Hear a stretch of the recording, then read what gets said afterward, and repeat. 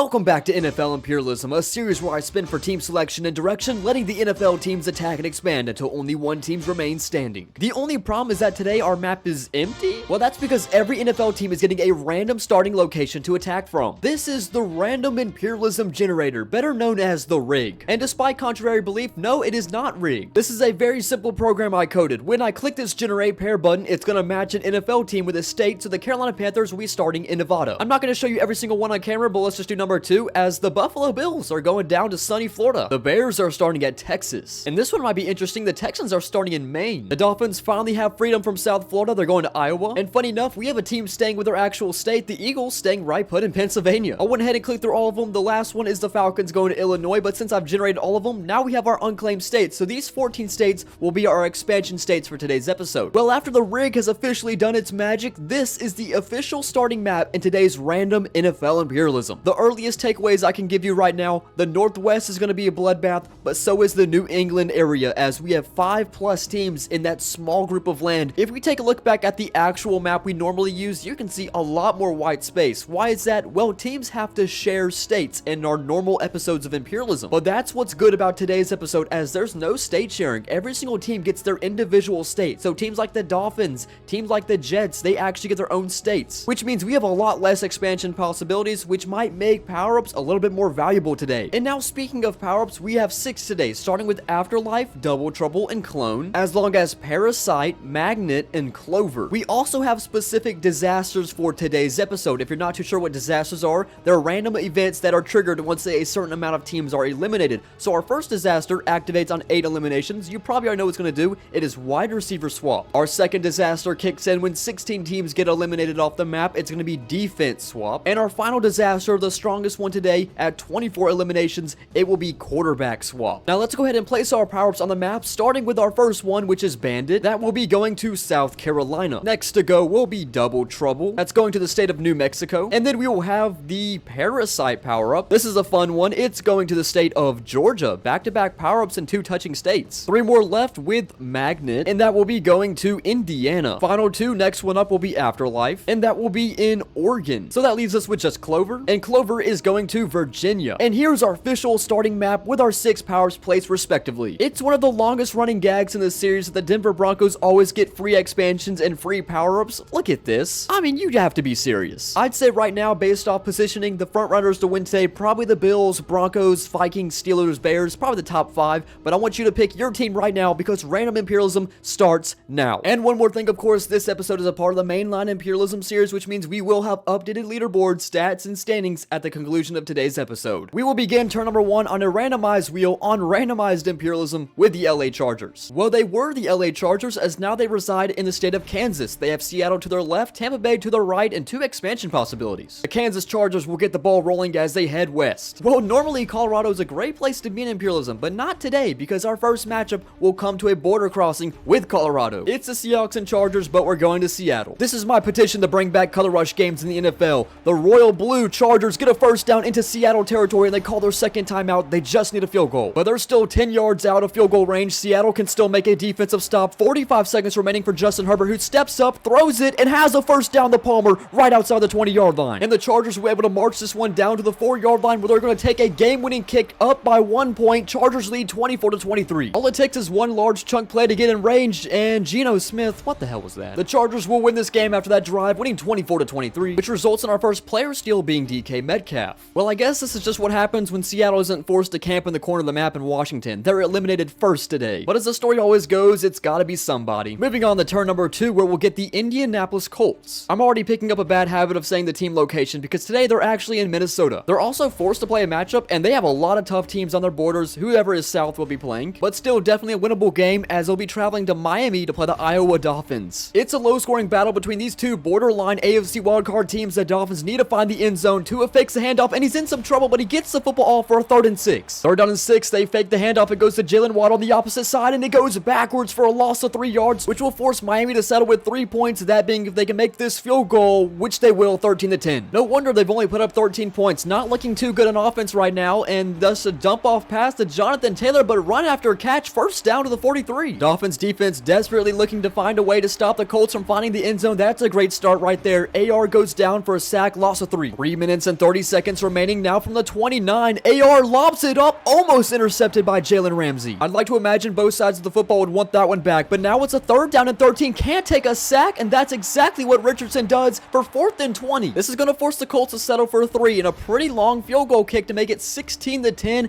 It's good. The Dolphins need a touchdown to win. Tua from his own 27 needs a touchdown drive, almost just throws a pick 6. They're fortunate to still have possession here, 2nd and 10, and now Tua, what is he doing? Where is he looking? Shout out to his offensive line though. Abraham Lincoln's bodyguard did a better job blocking. It's going to be 3rd and 20 from the 16-yard line. He actually can throw the football this time and almost gets a Tyreek Hill, just a little more height on it, but instead it's an incompletion for 4th and 20. And they're lined up going for it. This is game, and this is awful. I mean, his offensive line cannot step up when it matters most. I'm also going to have to blame that one on Mike McDaniel, because why on earth are we running a check down on 4th and 20? Yeah, I'm going to keep it a buck with you. I don't even know if I want to see the Miami Dolphins again after that performance. The Colts add another touchdown. They win 22-10. So another receiver is on the move. Tyreek Hill will join the Colts. And I gotta say, it's kind of ironic the Dolphins got bounced this early on today. Usually the downside of Imperialism is the geographical starting locations for teams, such as the Miami Dolphins, who start in Florida, and they have 2 other teams in their own state. That's the incentive of today's episode, because it gives teams like the Miami Dolphins a better chance of making that alive, but they can't even make it out alive of Iowa. I'm talking cornfields here. But I gotta give credit to the Indianapolis Colts, however, because they've been on a tear in these last 4 episodes of Imperialism. And now we can begin the top 30 teams, starting with the Minnesota Vikings. The Vikings saw that the Colts are winning games in Minnesota, so now they want to do something from Washington. And what do the Vikings decide to do? They get an expansion down to Oregon and get the first power-up today. Good old Afterlife. And as always, the most simplest power-up in every episode, Afterlife just gives this team a second chance. And of course, the Vikings got an expansion there as well, so they will pick up the best player in the free agent pool. It's Jalen Ramsey, who just lost from the Miami Dolphins. Okay, so this episode's full of backhanded compliments. It's funny because the Seahawks, who got bounced in the very first game, would love to be in their home state right now. The Vikings have got it made. They do share a border with the Idaho Steelers, so they're not out of the clear yet. Speaking of the Idaho Steelers, I'm going back to the map to show you that the Steelers have 1, 2, 3, 4, 5 possibilities to land on. It's going to be a game. Let's just see who it's going to be. They're deep down cheering for anything towards the east, and they're going to get it. So this arrow goes from Idaho to Wyoming to give us the matchup with the Steelers and Raiders, which would have been a good game if it was 1972. And so the year is 1972. The Raiders are actually in this game, unless Aiden O'Connell plays like this. Might just be the longest pass Aiden O'Connell's thrown all day, unless it's right there, but it's going to be 4th and 1. Just barely couldn't make the line to gain. And this is a no-brainer. What do they decide to do? They're passing the football. Interesting decision, but it pays out because wide open on a crossing gets them to 1st and goal at the 2. What is this defensive formation? They better be running the football. Missed opportunity, but they still capitalize with a touchdown. That's 6 on the board. They need the 2-point conversions next. Legacy drive. This is the tie it, and intercepted by TJ Watt, who is playing quarterback, and he might as well just return this one to the house unless he gets chased down, which he will, but this game will be over. I mean, what can't TJ Watt do? This is the most TJ Watt play in existence. Of course he intercepts it. Most average TJ Watt defensive play, but now it comes down to an onside kick by the Raiders. It's a bouncing one. Oh my goodness. It is recovered by the Raiders. TJ Watt, you're going to have to do something again with 30 seconds remaining. Aiden O'Connell just overthrows his target. That would have been close to range as well. They still have 2 timeouts as well, but we're down to 30 seconds on a cross. This goes to the tight end. I think this is Bowers as he gets out of bounds at the 49. Huge play by Brock Bowers. That saves a timeout as well. They can attack the middle of the field if they want to, or go back to Bowers again, who gets out of bounds once more. Still a 55-yard kick from this distance. Unless they get some more yards, they are feeding the tight ends right now. Bowers with another catch. What a crazy turn of events, and if they make this kick, the Raiders are up by 1 point, leading 29-28. Russell Wilson has a chance to get him in field goal range, not if he passes the football 5 yards down the field. With 1 second remaining, anything can happen at this point. Russell Wilson's going to throw it up towards the left sideline, and it is almost caught by George Pickens. Game is over. The Raiders steal it away. I was low-key hating on this game too. It ended up being the best one we had today. On the bright side for TJ Watt, he's not going anywhere today as he's going to join Max Crosby in the linebacker position in Vegas. Well, as we know, anything goes in Imperialism, and just judging by borders, I thought this was going to be an episode for the Steelers to win. I guess not. And now looking at the teams the Vikings share a border with, I don't even know if these 3 teams have 10 wins combined. I mean, who needs a 2-point conversion when you can recover an onside kick and get a field goal anyways? Here's the Carolina Panthers. I want to remind myself one more more time. They do not play in Carolina as they're going towards the West Coast as they're starting in Nevada. I mean, wow, what a matchup this is. This is the most Amazon Prime Thursday night football game of all time. Though the Jets are starting in California, we're playing it in New York, and I'm not going to doubt them out. Aaron Rodgers has looked better as of recent. Let's see if they can beat the mighty Carolina Panthers. Interesting score from MetLife as the Jets could take a lead in this game, given they put 7 on the board, starting with a handoff to Breece Hall, who finds an opening, and that's an early first down on this drive. I haven't seen Davante Adams on the field, so I'm assuming he has an injury, but here's Allen Lazard, who gets close to a first down himself, second in inches. Rodgers is currently lighting up this Carolina defense without Davante Adams. This is a pass in the flat, wide open to Conklin, who brings it to the 15. Carolina's defense got to step up here. It's going to be a first down catch. Diving in is Breece Hall to tie the game at 17, and the extra point would take the lead. The only problem is that drive was so good, they left 2 minutes remaining on the clock for Bryce Young, who's been playing his best football as of late. Need to see about 25 more yards, under a minute remaining. This is a first down. It's going to give him around midfield, timeout called. 59 seconds remaining. Another great completion by Bryce Young to put him to the 42 in Jets territory. 50 seconds remaining. Bryce Young is going to unwind it deep to the end zone and has a touchdown. He didn't even have to do that. I mean, all they really needed was a field goal, but instead he throws the ball of his lifetime to Xavier Legette, and they're going to take a touchdown lead. Well, that's of course if they can convert this 2-point conversion, and Bryce Young will stay in the flat and tackled short, so it remains a 5-point game. So we got 42 seconds and 3 timeouts, so that incompletion's not the end of the world, and Rodgers on the run, opposite shoulder, good pass to Garrett Wilson. Brings us to 35 seconds from the 40. Rodgers takes a sack, and they're not going to call a timeout. What are they doing? Well, that just might be the stupidest thing I've seen all day. I guess the psychedelics are finally getting to his brain. 10 seconds remaining. Rodgers throws it to the left sideline, almost intercepted. Only 7 seconds now. You should have called a timeout. And so this is the final play of the game for Rodgers, the Hail Mary King. Can he get another one here? Zeros on the board, and almost caught again. We have 2 very close calls, but this one stays with the Carolina Panthers. They get it done here in MetLife. Though I do think Davante Adams should be rated higher. Sauce Gardner is a 95 overall. He has to go to Carolina. By the way, the Carolina Panthers are currently ranked 9th all-time in the Imperialism standings, and they could be moving up. They've actually been really impressive in this series. From coast to coast, they win games in Carolina. Now they're winning in California. That's 5 teams down, and we'll continue with the Bears. They're starting in Texas, and they only share one border, so they could get an expansion here, which will probably be Oklahoma. Not a question. They'll take an expansion and a free player, and this will reward the Bears with a much-needed defensive pickup being Quinnen Williams. They'll now share a border with the Chargers as well, as we'll now go to the Texans, which I believe are in Maine. Well, this is kind of an interesting scenario that I've never had to deal with before. The Houston Texans don't share a border with anybody. The only thing they share a border with is New Hampshire. This is an automatic expansion for free. And then the Texans will get a defensive pickup of their own, being Cameron Hayward. Next up will be the Falcons. They as well have a chance of expansion alongside a power-up, but I think the expansion streak will come to an end here. So they will miss out on the magnet power-up, which was to their east, but instead they're going a little southwest, gonna run into their division opponent with the Tampa Bay Buccaneers in Missouri. And we'll have to see a Baker Mayfield drive to tie this game or potentially win. And as we might know, the Buccaneers have been historically bad in this series. They're last place in the standings, and that's not going anywhere so far. They have 1 minute to try for the end zone. 2nd and 10 from the 43. Cannot take a sack. Baker Mayfield thankfully gets it off. It's 3rd and 10. It looks like they'll probably just try to settle for a field goal unless Mayfield goes down, a loss of 10 yards. And now they're forced to go for this. They need to convert for 20 yards. Mayfield almost intercepted, but it doesn't matter. The Buccaneers' poverty run and imperialism will sadly continue. And so the score will remain the same. The Falcons get it done, winning 20-17. The Falcons will get the add-on Mike Evans at receiver. And you know, it just sucks. This episode is really catered to teams like the Florida teams, and they're getting eliminated this early? Like, come on. Especially the Buccaneers. This team gets bounced before turn 10 in every single episode, but I have faith that one day they'll have their episode where they'll get the shine, but not today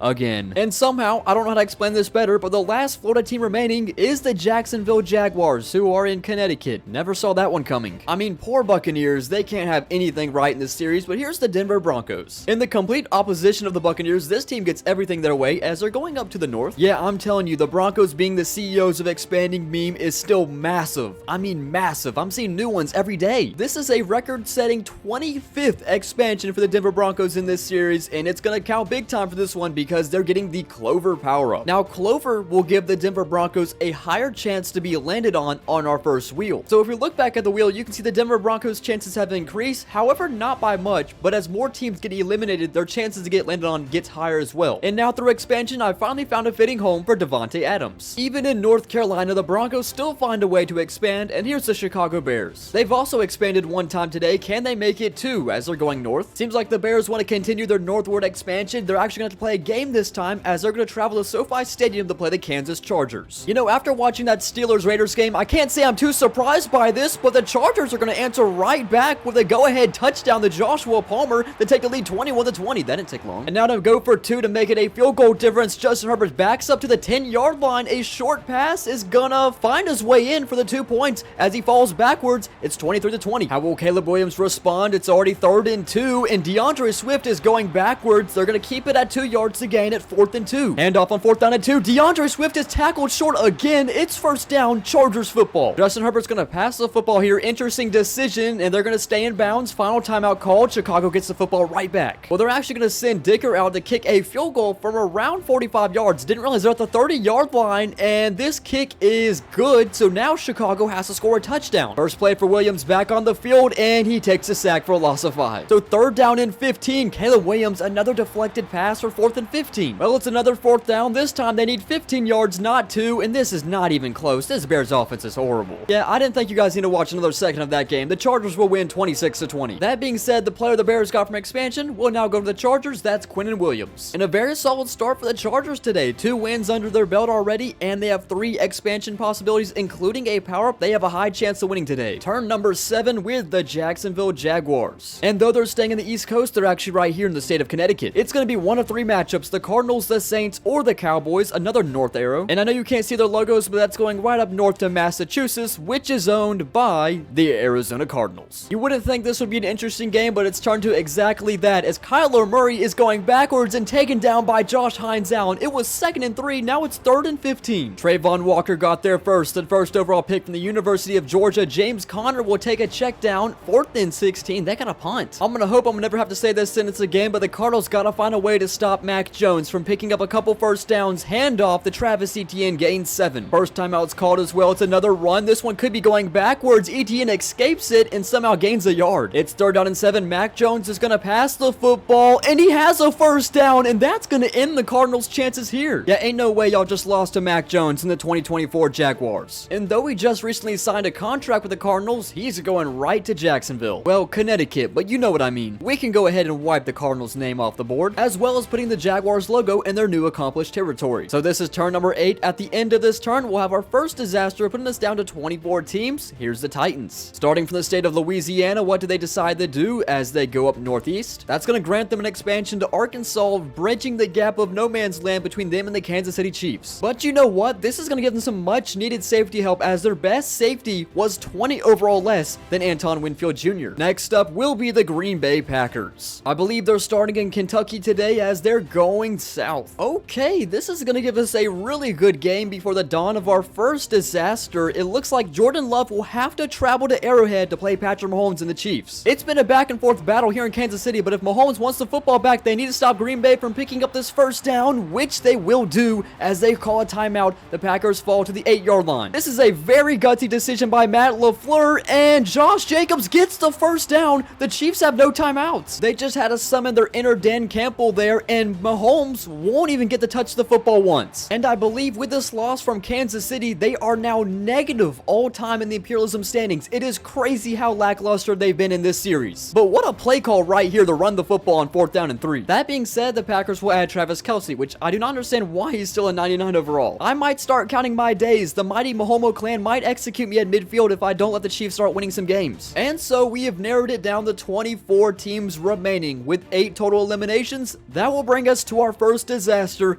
wide receiver swap. So essentially half the remaining teams on the map, which will be 12 in total, will have the receiver swap places with a different team. Okay, this is me once again flexing my beginner level coding knowledge on you with another program I coded. This is the wide receiver swap. So once I click this swap button, it's going to generate 2 teams, the Eagles and the Texans. These 2 teams will swap their best receiver. Not necessarily a bad first swap, but the Eagles definitely losing this one. They got to send AJ Brown over, but they will get Nico Collins in return. We're going to do this 5 more times. The next one will be the Colts Colts and Patriots? Wow, this one sucks. The Colts, who beat the Dolphins, got Tyreek Hill out of them. They're trading him away to the Patriots. They get Demario Douglas in return. And that, my friends, is exactly what disasters are intended for, to screw over your team. But here is the Raiders swapping with the Titans. And, well, the world kept spinning. 3 more swaps remaining. Next up is the Packers and Ravens. This will swap Jaden Reed and Zay Flowers. Next swap will be between the Jaguars and Lions. And what an absolute fleece. The Lions are forced to give away Amon-Ra St. Brown for rookie receiver Brian Thomas Jr. And our final of 6 receiver swaps, at least I hope so, if I counted right, it's going to be between the Bills and Commanders. I'd say this one's pretty even, but Terry McLaurin going to Buffalo is an X factor, so they'll win this one. Well, that concludes our first disaster. Some teams got absolutely screwed, other teams did pretty well, and now we're going to move on to turn number 9. I'd like to say that was a very eventful turn number 8, and we're going to the Patriots. Tyreek Hill will be in action after the wide receiver swap, and they're going southeast. Well, the question is, how long will Tyreek Hill be in action, because they have to go play the Detroit Lions, who are in South Dakota. So the Lions are low-key struggling. Maybe losing Amon-Ra St. Brown is the reason, but maybe rookie Brian Thomas Jr. will do something for them. Plenty of time to have a 60-yard touchdown drive unless Jared Goff goes backwards. A loss of 13, sacked by Jennings. From their own 14-yard line now, and this is going to be a catch for 7 yards. It's still 3rd and 17. They decide to run the football on 3rd and 17, giving up their hope of the first down. They're punting the football away to New England. They better not lose it. Drake May takes over from the 37. Obviously, they want to try to end it here. Guess who? It's Tyreek Hill. First down to the 44, Lions territory. 2nd and 10, staying in the air. This is going to be close to a first down. Oh, he breaks some tackles. He's going to pick up the first down to the 30. And this will be a field goal to win the game against the Detroit Lions. I cannot believe the Patriots are about to bring it to them to make it 20-17.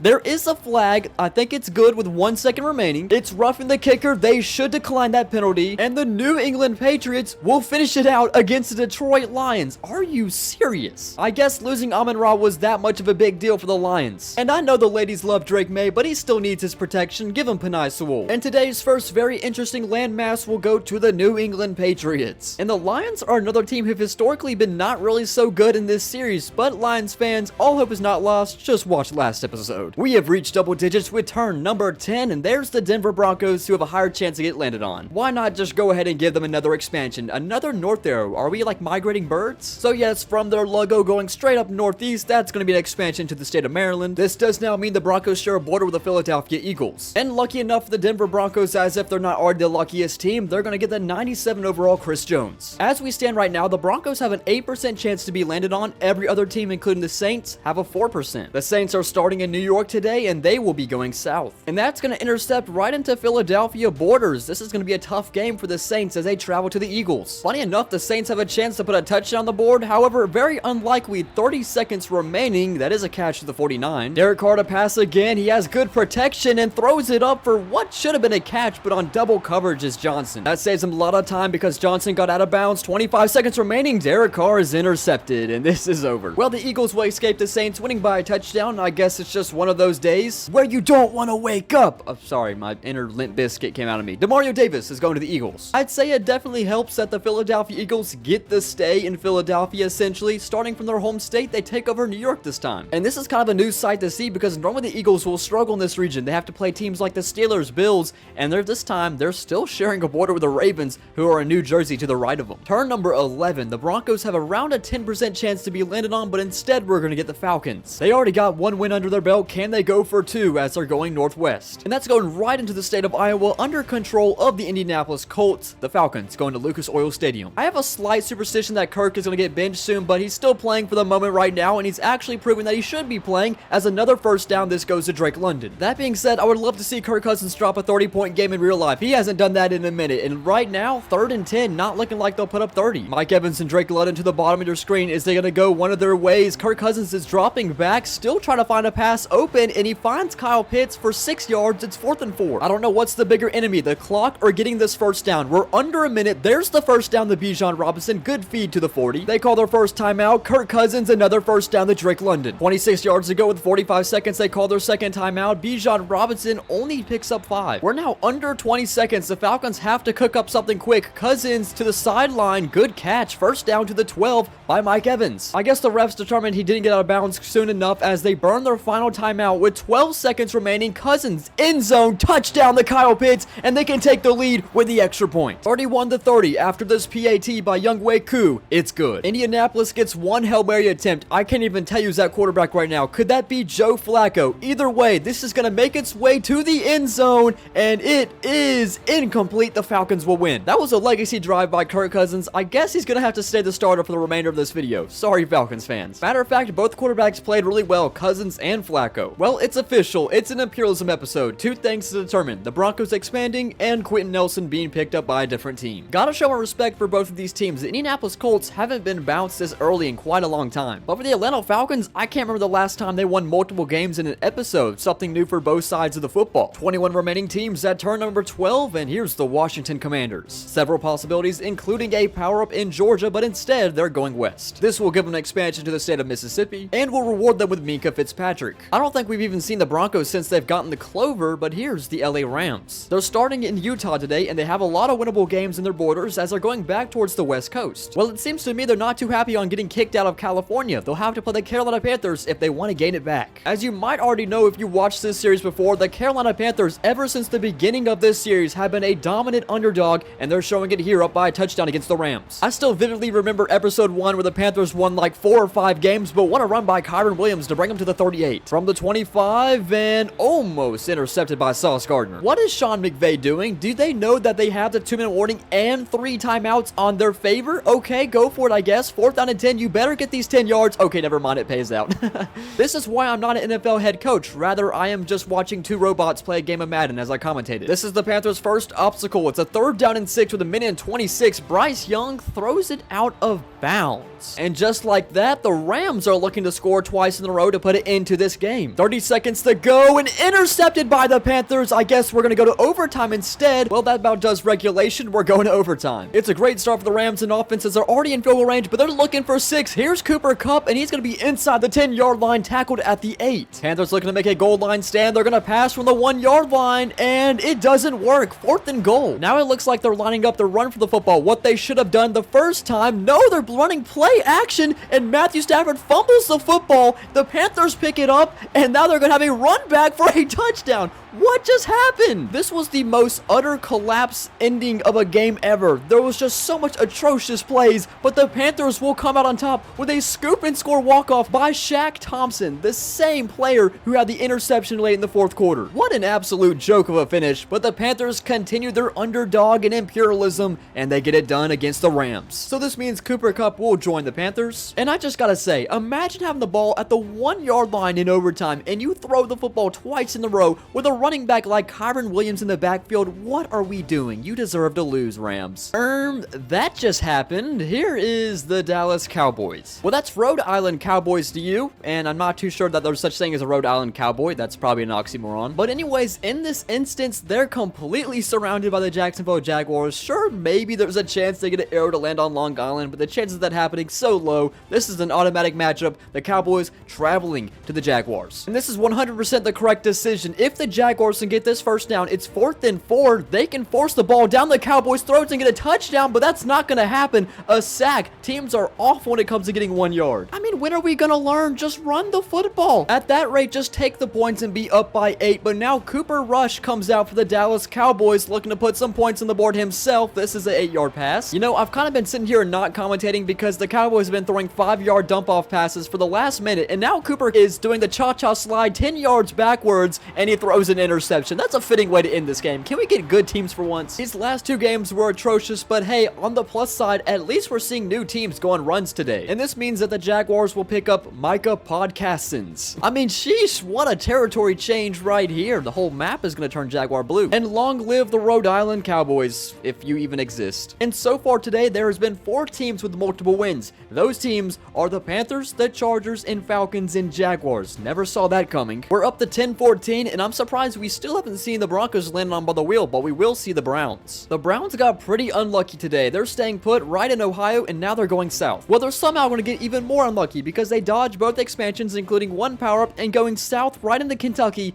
they have to play the Green Bay Packers in Lambeau Field. Did somebody say Jameis Winston legacy drive? Starting now, this is a 9-yard pass to Jerry Jeudy. Still about 65 yards to go, and here's a first down to the 48. Still needing 52 yards. It looks like Jameis Winston wants it all right here with a touchdown to Jerry Jeudy on the left sideline. Left sideline? No, that was a right. This has definitely been the episode of the underdog, but let's see if Jordan Love can answer back. At least they don't need a touchdown. They just need to find some points. Great start to Romeo Dobbs. Brings him to the 37-yard line. Jordan Love, open receiver, and this is going to be a touchdown to answer right back to Cleveland to make it 26-21. And guess who it goes to? Zay Flowers, who they got in the receiver swap in exchange for Jaden Reed. I had no clue that was at first. Now they're lining up for 2 to make it a 7-point game, and incomplete. Travis Kelce couldn't hold on. Jameis Winston legacy drive part 2. First to David Njoku for the first down. Time has the essence right now, but here goes Jerry Jeudy, a first down to the 18-yard line. They call a timeout with 36 seconds. Second down and 4, under 30 seconds. Jameis Winston, great protection. Oh, not anymore. He tries to run out of it. They have to burn their final timeout. Rashawn Gary with a sack. Third down and 10, 20 seconds. No timeouts. Cannot take a sack here, but Jameis Winston does exactly that. Do they even get one more playoff? No. 6-second runoff. Zeros on the board. The Green Bay Packers will survive in an offensive shootout late in the fourth quarter, winning 26-21. And now the Green Bay Packers having some really solid additions. They're going to add Myles Garrett at right end. It's such a shame that the Cleveland Browns got a horrible starting position. It definitely looked like Jameis Winston was ready to ball up on everybody. But now the Packers will be a new addition to the 2-win list in today's episode. So the Broncos have an 11% chance to be landed on, and we finally get to see them. Okay, I just had to talk into existence first. I actually kind of forgot the Broncos got a second expansion. They could be going for 3 here. And so that will be number 3. Going down south from their logo, goes into South Carolina. They're also going to get another power-up, which is Bandit. So now the Broncos will get to spin a new wheel with all remaining teams on it. They'll get to steal 2 players from 2 randomly selected teams. So for their first steal from the Bandit wheel, they're taking a player from the Buffalo Bills. Pretty unfortunate for the Bills because they literally just got this player back from injury. Matt Milano's going to the Broncos. And now for their second player steal from the Atlanta Falcons. And that's an unfortunate loss for Atlanta. They're losing Jesse Bates. And on top of everything, the Broncos, for expanding, will get a pickup of CeeDee Lamb. And now you wonder why the Broncos are our top 5 team in the Imperialism standings, because this is just handed to them every single episode. I'm not even trying to do this. Like, literally, they just had all the expansions lined up for them. But hey, it would all mean nothing if they can't win football games. Here's the Commanders again. 3 potential matchups, but 1 power-up to claim as well, and they're going the East. And that goes through North Georgia. Good enough for our second power-up claimed in a row. This time, it's Parasite. Now, Parasite is not really meant to be a power-up for the Commanders, instead for a randomly selected eliminated team who is going to become the Parasite of the Commanders when they lose. So here's a wheel of the already eliminated 14 teams today. Whoever it lands on will become the Parasite of the Washington Commanders,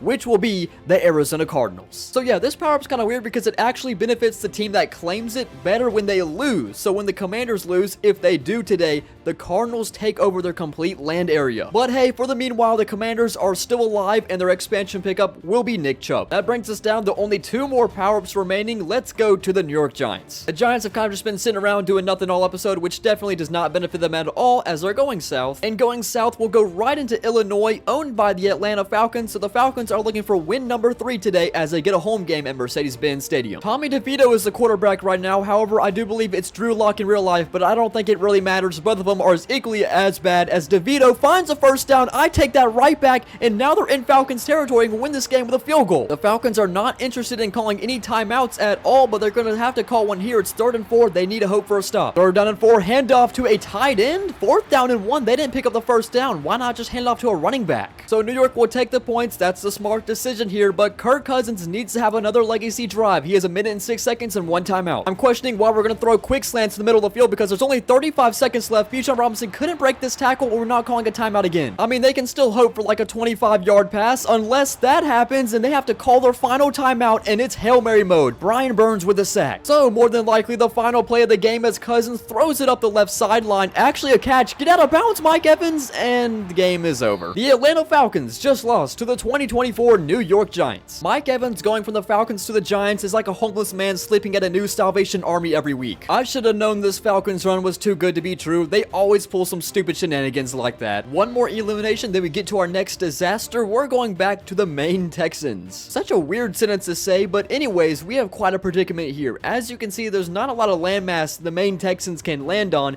It's either going to be to Vermont or to Jacksonville. So whatever this next arrow is closest to is what the Texans will get. So will they luck out with an expansion right here? I think that's closer to an expansion. Yes, it was, because that arrow stayed on the left side. It means they stay to the left and they will get the expansion to Vermont and picking up a free player. We're kind of getting to a point where we're not really seeing a lot of really good expansion pickups, but Denzel Ward still a solid cornerback joining the Texans. The next time the Texans passes get landed on, they'll be forced to play a matchup. Speaking of forced to play a matchup, the Vikings. This is yet another scenario where it's going to come down to what's closest, if it's going to be an arrow closest to the Raiders or an arrow closest to the Panthers, in which this arrow will be closer to the Carolina Panthers. Matter of fact, it lands directly south on top of them. So, Carolina looking for win number 3. Well, I gotta give credit to the Carolina Panthers. At least they show up every episode, even though they'll probably never end up winning one of these. So now Sauce Gardner will join Jalen Ramsey in the Minnesota secondary. Well, it seems like 3 is the cursed number today. Minnesota, you can only afford to win one more game. And with the Panthers falling out at 17th, we are now to the second half remaining with 16 teams. Which, of course, also puts us at 16 eliminations and perfect timing for our next disaster,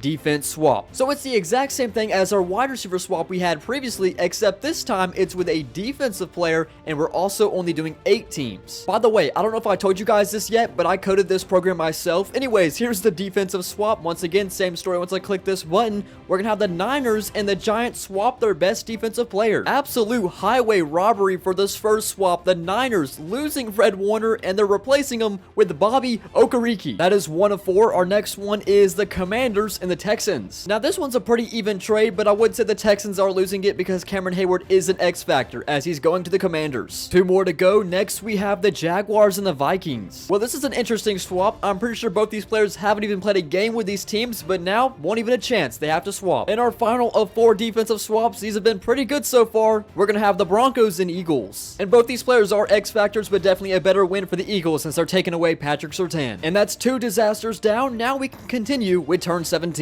And so half the league remains, where we pick up with the Buffalo Bills. And just like we've seen multiple times today, this is another instance where the team cannot do anything else except the one decision they have at stake. In this case, the Bills can only move up to play the Commanders, and remember, with the Parasite, if the Bills win this game, they get no land territory, and the Cardinals would take over the Commanders' land. We need to see a touchdown drive from the MVP favorite Josh Allen with 2 minutes remaining in this game. What a throw to the 45. Allen pump fakes another first down, this time to the 30, picks up 15 to Dalton Kincaid. Under 1 minute remaining after a 4-yard pass, this time a first down to the 12-second timeout call. This goes to Terry McLaurin. So 61 seconds to find the end zone, and this is going to be it right there to tie the game up with an extra point. Leaves 58 seconds on the clock. This goes to Keon Coleman. Commanders had a solid return to the 37, so Jaden Daniels could definitely get in field goal range, not unless he throws an interception at midfield, and now it's looking like the Buffalo Bills can get in field goal range as Taylor Rapp comes up with a pick. I really hope they don't run the football here. Thankfully, Josh Allen's going to pass the football from the 50, and first down for the Buffalo Bills to Keon Coleman, and he has him to the 13. Commanders call a timeout. And why not go ahead and punch it into the end zone, as James Cook will make it 14 unanswered points for the Buffalo Bills. And so the Bills will take over the Commanders. I think the Cardinals should definitely be sending some love right now. And reason being, the Parasite Cardinals will now rejoin the game. And of course, this kind of sucks for the Bills because they're still trapped in Florida. If they want their freedom, they're going to have to beat the Parasite now. Now, with all that being said, we still remain at 16 teams. So welcome back, Cardinals, and we are going to the Giants. They kind of got a Midwestern empire building up. I don't know how long it will stand, though. I'm not sure I've ever seen this before, but we're having a matchup because an arrow lands into the upper peninsula of Michigan under control of the Cincinnati Bengals. So Giants versus Bengals, of course, in Cincinnati. The Giants defense can only hope to stop the Bengals to a field goal. 2nd and 8, handoff going backwards thanks to Fred Warner. I wonder if Burrow's going to try to throw the football here. No, they're just going to run it again. They're going to settle for 3. Well, this calls for a legacy drive from Tommy DeVito. Never mind. We need a legacy DeVito drive. It's a 3rd down and 10 as he steps up. He's going to run for the first down, and he gets it. Slides to the 44. Down to 20 seconds. How will the Bengals defense sell this game? And incomplete, tossed up in the air. No one can get their hands fully on it. That will give us a 4th down and 10. Final chance for DeVito. Not even close. Not a perfect win by all means necessary for Joe Burrow and the Bengals, but they got it done. More importantly, the Bengals get a defensive acquisition that's going to desperately help them in the long run. Seems as the Bengals are the next team on the list to conquer this Mississippi Valley region. On to turn number 19, where we have the Vikings once again. And just by looking at this map, there's no more than a 5% chance of somehow getting the expansion to Arizona, but we'll go and spin just to see whatever it's closest to again. In this instance, I'm 100% sure this is going to be against the Raiders. Oh, it is close though. But close don't cut it because this goes through Idaho, and the Vikings will have to play the Raiders, funny enough, in Vegas, which the Vikings currently own possession of. I guess in a certain sense, you could call this a home game for both teams, but the Vikings need a first down on a 3rd down and 5 way from their own territory, faking the handoff to Aaron Jones. Oh no, this is going to be a safety. Put 2 points on the board for the Raiders. It almost looks like Sam Darnold was running an RPO from his own end zone. Is that really the smartest decision to do here? Not only that, there was a flag on the punt because it did not reach the landing zone, so now now the Raiders are getting really good field positioning. Awful segment of plays by the Vikings. First play from the Raiders, they're only down by 1 point. This goes to, I believe, Michael Mayer, the other dominant tight end. No, that's Brock Bowers. I'm gonna get them confused. They're both white. Just not a good look for the Vikings whatsoever. The Raiders are already in field goal range, and the Vikings just called their final timeout. So now all it takes is around a 35-yard kick for Daniel Carlson to beat the Vikings in what an absolute collapse it was for Minnesota, giving up 5 consecutive points on a safety and a field goal. But I should be talking about the Raiders here, who have 2 upset wins today, beating the Steelers and Vikings. Both these teams have over 10 wins in real life. And this was a very costly loss for Minnesota because they're going to lose Justin Jefferson. Not only that, they're going to lose their insurance in the afterlife power-up. You definitely wanted to save this for a better team. Now the Vikings down to even count like everybody else. So we remain at 15 total teams with no territory change. Which brings us to turn number 20, and we're going to the Jaguars. And you know the drill, it's whatever this arrow is closest to, the Texans in Maine or the Eagles in New York and Pennsylvania. The Jaguars looking to become the first team to join the 3-win club. It's a tough matchup no matter where this arrow lands, which is going to be closer to the Eagles. It was a pretty close arrow, but this is definitely going towards the Eagles. Let's see if the Jaguars can break the curse. So it's a 3rd and short for Mac Jones. If they can't get this first down, then they'll have to kick a field goal, hand off the ETN. He hits the outside, and he can't bring it up. It's a long field goal kick to make it 20-17. It is good. The Eagles have to respond. Saquon Barkley takes the outside handoff, and he has a first down, and he's to the 50. Just before the 2-minute warning, Jalen Hurts, another first down for the Eagles, so they're definitely going to get a field goal on the board. Jaguars are still alive, though. They need to stop here in 3rd down and 3, but Jalen Hurts will step up and run and dive into the end zone, and they will take a 4-point lead after the extra point. So how will Mac Jones respond? They need to pick up this first down. 4th and 2, ETN takes a handoff, risky play, and they're not even burning a timeout. What are they doing? They waited to 11 seconds to finally call a timeout, so they basically sliced their chances they had in half, if they had any chance at all. Well, how does Mac Jones respond? With 1 second remaining, he takes a sack by Nakobe Dean, and the Eagles will take care of business against Jacksonville. And a lot of good players just hit the free agent pool, but the best one is going to Philadelphia,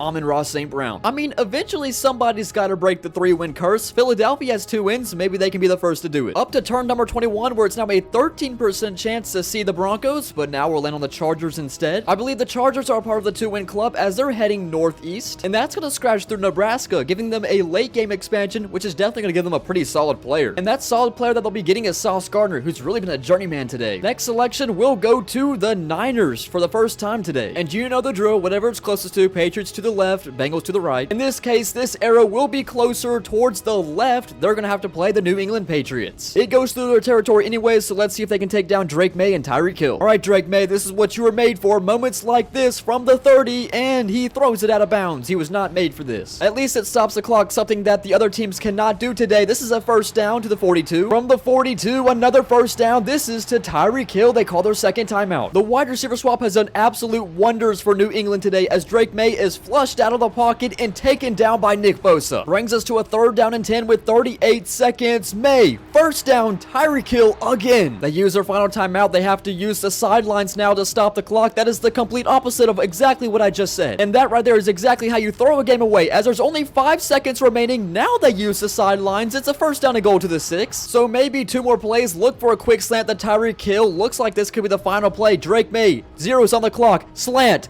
Touchdown Patriots, and an extra point would win the game. Hunter Henry comes up with a touchdown catch, and this is to beat the Niners. The Patriots are moving on. A lot of upsets today. I cannot believe the games that we are seeing. And so the newest member of the Patriots is going to be Nick Bosa. Good things come to the ones that wait, unless we're talking about imperialism, because the longer you wait doing nothing, the higher chance you have to lose your first game. But now we have an instance where the Patriots and the Raiders could definitely be a possible matchup soon. The stars are aligning. Turn number 22, we're going to the Titans. This is another team who's kind of been sitting around doing nothing all day as they're going towards the east. And well, that goes right into Mississippi, owned by the parasite Cardinals. The Cardinals playing their first game back since losing. Let's see if they can take care of business against the Titans. Well, this game comes down to a 4th down and 4. We need to somehow see a Will Levis touchdown and 2-point conversion with 11 seconds remaining. I don't think it will happen, but we'll watch anyways, as it was almost a touchdown in stride, but great defensive play by Thomas, and this game will be over. So our parasite team coming back from the dead, getting a win up on the board. I guess Antoine Winfield will somewhat make up for losing Budda Baker earlier on today. I'm not saying the Cardinals don't have a chance today, but this was definitely the easiest win possible. Just wait till they play like the Bills, Packers, or even the Broncos. Now on to turn number 23. The Broncos have a 15% chance to be landed on, but we'll get the Raiders. Somebody's got to break 3 wins today. Let's see if it can be the Raiders. And good news, we will have a 3-win 10 after this matchup with the Raiders and Patriots, 2 teams who have been upset underdogs today as we're going to Foxborough. Looks like New England will play it safe as they do have a chance to go for it in 4th down and 2 to make it a touchdown difference. Instead, they'll take the 3 points. 2017 Raiders get the ball. Still rocking with O'Connell at quarterback as it's 2nd down and 10. He's going for a long shot down the right sideline, and wide open is Brock Bowers as he gets tackled to the 31. Keep in mind, O'Connell does have Justin Jefferson to throw the football to, but still Brock Bowers is #1 target. Here's a 1st down. Now New England is trying to keep them out of the end zone as Jefferson has a 1st down to the 5-yard line. 60 seconds to go, keeping all 3 timeouts. O'Connell stays in the flat, and touchdown Raiders. They'll take a 4-point lead. That goes to Alexander Madison, the former Viking. Now will the Patriots respond? Drake May will have 50 seconds and 3 timeouts to find the end zone. Hunter Henry a 1st down to the 39. 60 yards to go for Drake May, but they have to move the chains first. 3rd and 9. Here comes some pressure on the run. What a throw by Drake May. Timeout call to the 38. Max Crosby was very close to getting home there, but now they're going to throw it en route in the middle of the field with no timeouts. What are they doing? So this will be the final play as we have zeros on the board. Drake May has to go the end zone well short. Tyreek Hill in a crossing route, not even close, and the Raiders will get magic win number 3. As if Justin Jefferson was not enough, as Tyreek Hill will join Vegas. It's been a great run by both these underdogs today, but unfortunately this matchup was bound to happen with this boundary that they share. The Raiders come out on top. I'm going to keep saying this because how long do we have to wait till we finally see the Broncos play a game?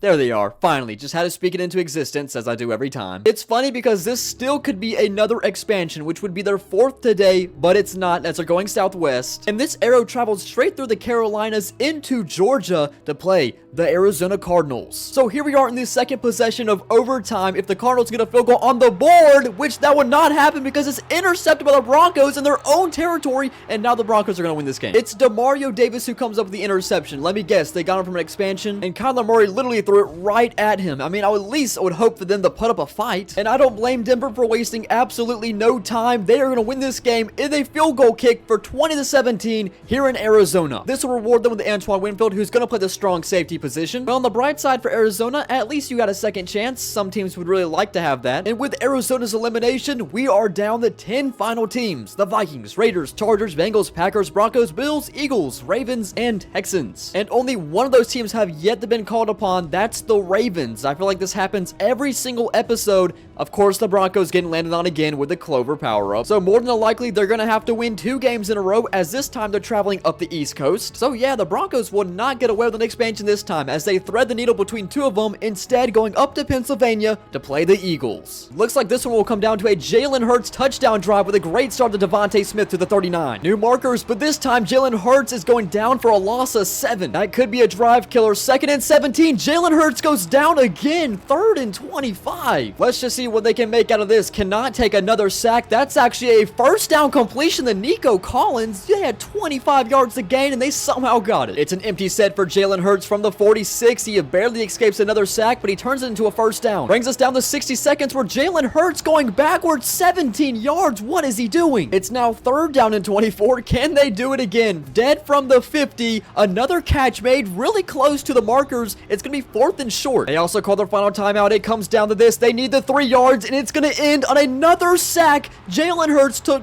4 sacks on this drive, and Broncos will win. I am low-key starting to get annoyed by how lucky and good the Broncos have been in this series. They are turning into the Kansas City Chiefs. Well, the rich get richer, I suppose. The best running back in football is now going to Denver. And speaking of Kansas City, as we go ahead and take off the Eagles off the map, the only AFC West team not on the map right now is the Kansas City Chiefs, as the Broncos, Raiders, and Chargers all made it to the top 9 teams remaining. And poor Ravens, when will it be their time? Now on turn 26, we're 1 turn away from our final disaster as we land on the Baltimore Ravens. Well, this is essentially a 90% chance to land on the Denver Broncos. However, there's a slither of a chance to get an expansion to Delaware. Let's spin the wheel. Lamar Jackson, if you can hear me, please save us. I think that's going to Denver's land. Yeah, going from the center of New Jersey goes into the Broncos territory, so this is going to be the 3rd game in a row the Broncos are playing. The question is, will they make it 3 in a row to clinch their way to the top 8? I don't know what the hell just happened here, but the Ravens dropped 42 points to the Broncos 7, and that's how the Ravens will make their way to the final 8. Lamar Jackson Jackson didn't even put up a single passing touchdown this game. That's because you can thank Derrick Henry for having all 5 of them himself with 66 yards only. The Ravens with this blowout victory will pick up some much needed interior defensive line help with Chris Jones. And that's quite the exclamation mark to put on the end of the Broncos run today. I thought they'd do much better than that, but the Ravens take over a lot of land on the East Coast. Now this could be a huge downside for the Baltimore Ravens, however, because the new change that I made is that power-ups do not go away when a team is eliminated. Instead, they're transferred over. So the Clover power-up now going to the Ravens, they have a higher chance of being landed on now. And this also brings us to 24 total eliminations, 8 teams remaining to our final disaster, the deadliest one yet. This is quarterback swap. And it's the same thing as the other 2 disasters where a position player will be swapped between teams, where we have 4 in total getting a new quarterback slinging the rock. By the way, I don't know if I told you guys this yet, but I coded this program myself. It's pretty amazing. Anyways, here's 2 swaps we're going to do, and these are going to be deadly. Our first swap of the quarterbacks will be the Bengals and Packers. This one is going to have crazy implications for whoever wins today. Joe Burrow to Green Bay, Jordan Love to Cincinnati. What's funny is that those 2 teams could definitely end up playing each other soon, but for our final quarterback swap between these 2 teams, the Bills and Ravens, which means the 2 top contenders of the MVP this season swapping places. I don't know who's losing this one, to be honest. I mean, that was the exact intentions for that disaster, to be as deadly as possible. Those were the best possible swaps I could have thought of as well. So final 8 teams, let's continue with turn 27. So now the Ravens take over the Clover. They have a 22% chance to be landed on, and it's going to the Buffalo Bills. Well, even though the Ravens weren't landed on, it's still going to include them because the Bills, who've been stuck in Florida this entire episode, they have one way out. It's going to be against the Ravens. So it's going to be Lamar Jackson and the Bills against Josh Allen and the Ravens in Baltimore. So this is completely cursed. It comes up to Lamar Jackson to answer back with a touchdown as he throws a dart to the 48-yard line into Ravens territory. They're in the position to kick a field goal if they cannot get this first down. Lamar Jackson, they have it. The Bills called a timeout for whatever reason, which keeps a lot of time on the clock. Lamar Jackson almost intercepted on a ricochet. That lets me know that it's all or nothing. Play action. Lamar, 4 rush for the Ravens. He's going to run for the end zone, and he's stopped to the 1 as they call a timeout with 1 minute and 9 seconds. Expecting a punch in by James Cook, and yes, Buffalo will take a 3-point lead. Will Josh Allen find the equalizer? Already a rough start to this drive, and that's a good response to Bateman. First down to the 42, but they don't have any more timeouts. Still out of range from a field goal, but this will put them definitely close as Mark Andrews will take it to the 26. Do they want to take a couple end zone shots before kicking a field goal? Josh Allen, we're inside the 10-yard line. Will they get one more playoff, or can they line up with a field goal? They don't have any timeouts. They have to snap the ball right now, but they don't get it off. They try to gamble, and Lamar Jackson will beat the Ravens, his former team. Well, it's only fitting that Derrick Henry and Lamar Jackson are playing together. The only difference, they're in Buffalo. Goodness, this is getting confusing, but now the East Coast getting taken over again as the Bills will finally find their freedom out of Florida. And once again, the Clover is under new management. That brings us to turn number 28, where we're going to the Chargers. Quite some time since we've last seen this team make a move as they're heading southwest. And what an arrow that was. That's going to scratch through New Mexico, finally giving us the double trouble power up for the LA Chargers, which now means for every game the Chargers win, they get to steal 2 players rather than 1. And for their expansion pickup, 98 overall, George Kittle. Well, better late than never, I suppose, as now we'll go back to the Chargers. Seems to me they just wanted to gear up before they play their next game as they're going west. And then their next game, the Minnesota Vikings. Let's see if they can use their new power up accordingly. Well, they wouldn't be putting it up to use if they can't get a first down here. With 54 seconds, it's 4th down and 6, and on a slant. Okay, so they got it. Now they have to find the end zone with 49 seconds. Gotta be careful throwing it Jalen Ramsey's way as he's on his X Factor. This is going to go in the flat to George Kittle as he picks up 8 yards. 22 seconds. This stays in the flat to J.K. Dobbins. Tackled for a loss of 1. Timeout called 20 seconds. Micah Parsons came up with that tackle. 3rd down and 3 for Herbert. Intercepted by the Vikings. Harrison Smith will end this game for Minnesota. So the Chargers will not be putting the power up to the effect, but the Vikings will take it over. They'll also take George Kittle, who's a 7 overall X Factor upgrade from TJ Hawkinson. And now the Vikings' Western territory is starting to spread towards the east as they're taking over a lot of the Great Plains. This brings us to 6 final teams. On to turn number 29, where we get the Houston Texans. Well, just like a Diddy Party attendee, they're left with no choice. They have to do the one and only thing they have connecting borders with, which is going to be the Buffalo Bills. I'm actually very impressed with the Texans staying in this game because I don't even know if they played a single one all day. The Texans just need to keep the Bills out of the end zone, but Derrick Henry already picks up 8 on the ground. Just like that, it's already 1st and goal. Just got to stop him to 3. Will the Texans make a goal line stand? Lamar Jackson keeps it himself, and 3rd down and goal from the 1. Actually, they call that a touchdown. That didn't even look remotely close at all. Thank the Lord this is going to booth review. This wasn't even close. How did the Zebras call this a touchdown? They took it off the board 4, but it's still 3rd and goal from the 1. This could be going backwards. It's going to be 4th down and goal. Wow, okay, I actually really like this decision. They want to keep the Texans out of this game, but they're going to get stopped. And instead of it being a 7-point difference of kicking the field goal, the Texans can go down and drive with a touchdown, which would, of course, take the lead. Everywhere is 4th down territory, but they need to pick up the 8 yards here first. CJ Stroud throws it away to make this an even harder 4th down conversion. So here it is from the 37-yard line, 4th and 8, 1st down. That wastes a lot of time, unfortunately. Down to 15 seconds, this goes to Tank Dell. It's a 1st down to the 32. They still have one more timeout remaining as they just keep on throwing quick slants. At least it picks up a 1st down. They burn their final timeout. It's going to come down to one end zone shot with 0 seconds remaining. What are we doing? A.J. Brown with his final catch as a Texan because he's probably going to the Buffalo Bills, who will win this game. And sure enough, A.J. Brown will go to Buffalo as the Bills will have an X-Factor receiver. I got to give credit to the Texans, however, because that was their very first game they played today. They started with a very unfortunate starting position. All they did was have expansions. At least they competed. So now the Bills essentially own the entire East Coast as we're down to 5 final teams. And now from turn 30, where it's become a 33% chance to land on the Buffalo Bills, but instead, it's going to be the Vikings. The Vikings will be traveling northwest, and that will clip through Raiders territory, so this is going to be a revenge matchup against the team that took their afterlife away from them. If they're able to win this game, they should bring Justin Jefferson home alongside another player because they have double trouble. This is a 1st down to George Kittle. Down to 60 seconds, they still need about 10 more yards to get in range. Sam Darnold going to use his legs to do just that. They're in range and they're calling timeouts. They ended up getting a lot closer than I thought they did from the 4-yard line, just a chip shot field goal, and the Vikings will beat the Ravens here in Vegas. They will get the revenge, and they're bringing Justin Jefferson home. And because of double trouble, not only do they get Justin Jefferson, but TJ Watt. Gotta give it up to the Raiders, however, because they played a really great episode, but the Vikings will now take control of everything left of the Missouri River. Well, except Arizona, of course. Turn 31, it's funny how much of a difference the Clover PowerUp makes. A 40% chance to land on the Bills, surprisingly will land on the Green Bay Packers. There's still a PowerUp on their borders we still haven't seen yet, but instead they're going towards the southwest, which is going to give them quite the challenge as they have to take on Lamar Jackson and the red-hot Buffalo Bills. Interesting score here. Green Bay's defense is going to do all they can to keep Lamar Jackson out of the end zone as they send in a blitz, but James Cook reads it well with his check down as they get to the 4. Joe Burrow waits on the bench, the new quarterback for the Green Bay Packers. This is an incompletion, 3rd and goal. We've already seen one miscue from the goal line from the Bills the last game they played. Let's see if they can redeem themselves. Empty set for Lamar Jackson, who's going to take off but gets sacked for a loss of 3 yards by Kenny Clark, and they better settle for the field goal this time. So Tyler Bass tied this game up at 28. Joe Burrow gets the football with 3 minutes 23 seconds. Joe Burrow starts the handoff to Josh Jacobs, who breaks the tackle. Looks like he's going to pick up around 8 yards on the ground. Handoff to Josh Jacobs, but he gets tackled backwards. It's going to set up an early 3rd down. I wouldn't want to give the football back to Lamar Jackson here, but Joe Burrow, who goes out on a sack, loss of 8 yards, 4th and 13. They got a punt. Another chance for Lamar to put some points on the board, unless we have another sack, but no, he gets out of the pocket, runs for a close of a 3rd down. It's 3rd and inches. About 15 to 20 more yards needed. Lamar Jackson's going to wind up deep for an end zone shot, which is going to be a touchdown for the Bills. It goes to A.J. Brown, who they literally just acquired a couple games ago. I mean, I agree. Field goals are overrated. What an absolute dime on the money. Feet are in bounds, touchdown. Is that even possible? Who knows? Joe Burrow, that's another 1st down and actually a broken tackle, which is going to bring him to the 35. Now, as long as they don't throw a quick slant like what the Ravens did, they should be fine. Burrow and touchdown? No, at the 1-yard line. That means they have to get up and hurry up and snap this football. What an absolutely clutch tackle. I don't know if they're going to get a playoff.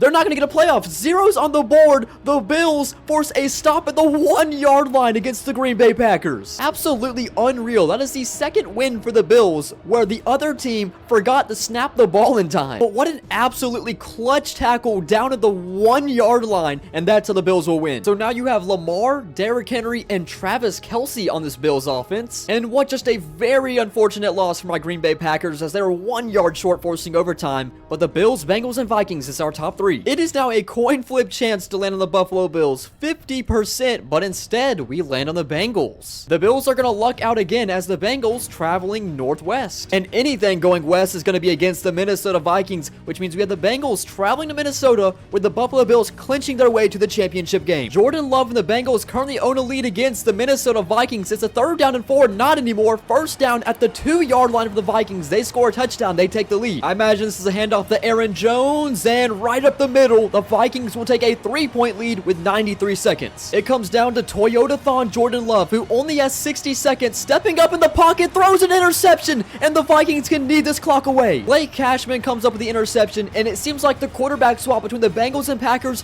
benefited nobody, which means the Vikings will win 34-31. They're making their way to the championship. And why not just go ahead and assemble the best wide receiver duo ever with Jamar Chase? And the Vikings one step closer to going coast to coast as we're down to the final two. As a reminder, this final spin is very crucial because it determines who's the attacking and who's the defending. However, we still have expansion possibilities and even a power-up in play still, so don't count anybody out just yet. And for when we spin the wheel one more time, it's more than likely going to be the Bills on the attack, as it's a 67% chance to land on them. But the odds have never been in their favor somehow, as the Vikings are getting landed on. It's crazy how fortunate the Bills have been by dodging the wheel, as the Vikings looks like they're going right into Buffalo's territory, and not a question about that. So for both these teams who have yet to win in Imperialism, somebody's going to get their first here, and it's going to be a home game in Buffalo. It's the championship game. The Vikings are looking to tie it up here at 24, and it's going to be close to Jordan Addison at the 5-yard line. Offensive weapon-wise, keep in mind this team also has Aaron Jones, George Kittle, Jamar Chase, and Justin Jefferson. You think it's going to go somebody's way I just named? It will. George Kittle has the tying touchdown. But obviously still 4 minutes 30 seconds left in this game. Enough time to make it interesting, as James Cook, a shifty pickup of 5 yards for 3rd and 4. Not the ideal time to be punting the football away. They need a first down here. No, incomplete. 4th and 4. The Bills were forced to punt. Let's see if the Vikings can add to their lead. What a great run by Aaron Jones, as he could go all the way if he could beat DeMar Hamlin, but taken down to the 26 in Bills territory. Aaron Jones gets another handoff. He hits the outside once again. This time, he's in the end zone. 2 great runs by Aaron Jones puts the Vikings on top. All of a sudden, Lamar has his back against a wall, and he throws an interception.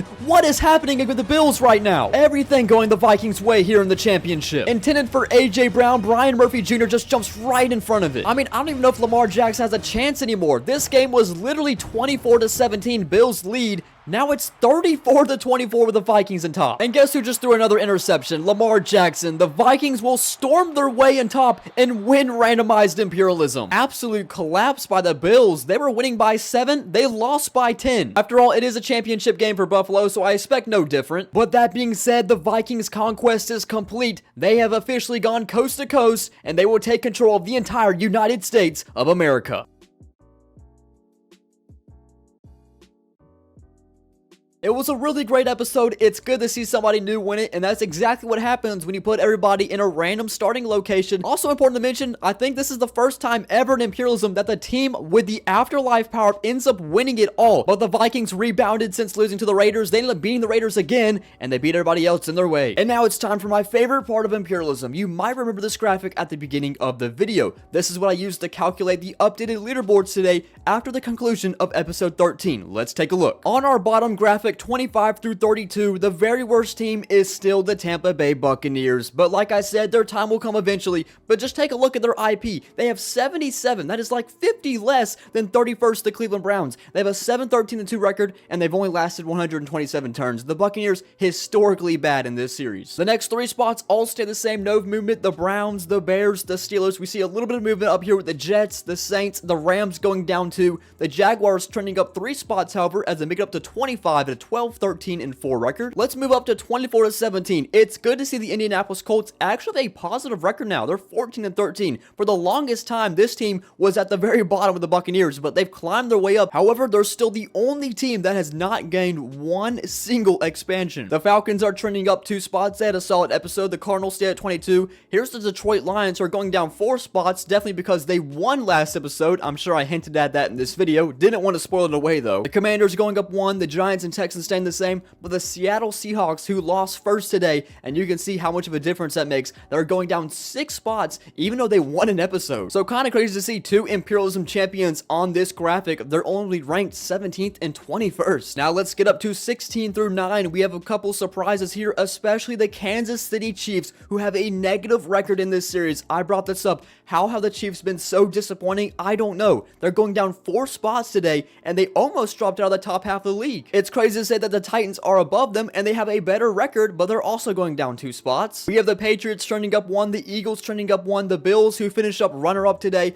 A solid episode, couldn't get it done, however, but they're going up 4 spots, and they have a pretty solid record. 20 wins, 13 losses, only 1 expansion. The Panthers, like I said, they've actually been really solid in this series. Even though they're going down 2 spots, they're still 11th. That's really good. And now from here on out, every single team in the top 10 has at least 1 Imperialism victory, starting with the Raiders, who are 12-12-6, then the Chargers, who dropped out of the top 8 at 17-12-7. But now we can take a look at the top 8, starting with number 8 themselves, the Minnesota Vikings, who won this episode, climbed up 12 spots in total. What a jump for the Vikings. The record, 13-13-11 expansions, but hey, they made the top 8. The Dolphins in jeopardy of leaving the top 8. They're going down 1 spot, as the Packers will jump them at 6. The Ravens still holding on to that 5 spot. The Niners dropped to 4. The Bengals, who the only team to have 2 Imperialism victories, by the way, they jump up to 3. But here's the real news. For the first time ever in Imperialism standings, since I've been tracking it since around episode 3 or 4, we have a new team at number 1. The Dallas Cowboys have been number 1 this entire series, but not till today, as the Denver Broncos are now the number 1 team in Imperialism. Can you take a bold guess why? That's probably because they're 18 wins, 12 losses, but 27 expansions. Just some other fun numbers. You can see the Cowboys and the Broncos are the only teams to be part of the 500 IP club. We also have 3 teams over 300 turns lasted. That's again the Broncos and Cowboys, but the Niners as well. It's a 2-way tie right now for the most turns lasted, but next episode that will be determined. And yeah, it's just kind of cool to see a new team on top. Even though I'm sick and tired of the Broncos already, it's all downhill for the Cowboys, however. Well, that concludes Random Imperialism. Thank you everyone for watching. This video should come up right before Christmas or right after, so Merry Christmas everyone and Happy Holidays. I'm very tired and I'm gonna get some sleep soon, but you see that pillow behind me? I sleep on that pillow every single night. My doctor tells me to listen to my sleep.